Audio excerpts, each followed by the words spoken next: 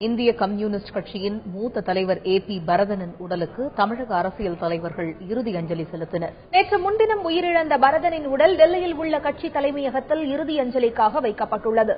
இன்று பிற்பகல் இறுதிச் சடங்கு நடைபெற உள்ளதாக இந்திய கம்யூனிஸ்ட் கட்சியினர் தெரிவித்துள்ளனர்.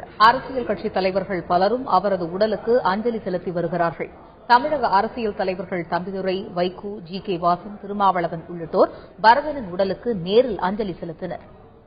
அரசியல்வாதியாகிய டாக்டர் பரதன் அவர்களுடைய இழப்பிற்காக அந்த இழப்பின் இந்த நிகழ்ச்சிக்கு வருகை தந்து அம்மாருடைய சார்பாக மலர் வளையம் வைத்து அஞ்சலி செலுத்தப்பட்டது. மார்க்ஸ் சிந்தனைகள், லெனின் சிந்தனைகளிலே முற்றிலும் தன்னை தோய்ந்தவராக ஆக்கி மிக எளியவராக அதே நேரத்திலே போராளியாகவே வாழ்ந்தார். தமிழகத்தில் குறிப்பாக ஈழத்தமிழர்கள் பிரச்சனையில் அவர் மிகுந்த கவலை கொண்டு ஈழத்தில் இந்திய அரசு செய்த தவறான அணுகுமுறையை கண்டித்தது மட்டுமல்ல, அவர்களுக்கு ஒரு விடியல் வேண்டும் என்று அவர் விரும்பினார். கல்லூரி மாணவ பருவத்திலிருந்து தீவிர அரசியலில் ஈடுபட்டு ஒரு தேசிய தலைவராக உயர்ந்தவர்.